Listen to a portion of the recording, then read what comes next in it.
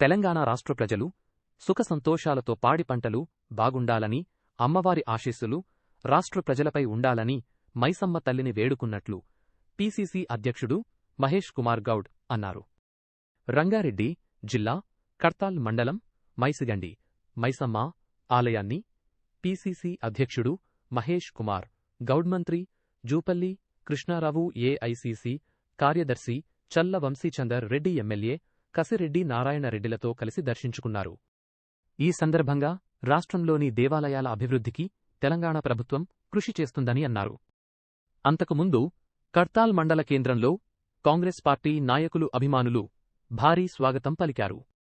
వారి వెంట పీసీసీ సభ్యుడు Srinivas Goud, pollution board member Balaji Singh, మాజీ ZP chairperson Anitha Reddy, market chairperson Geetha Narasimha తదితరులు ఉన్నారు.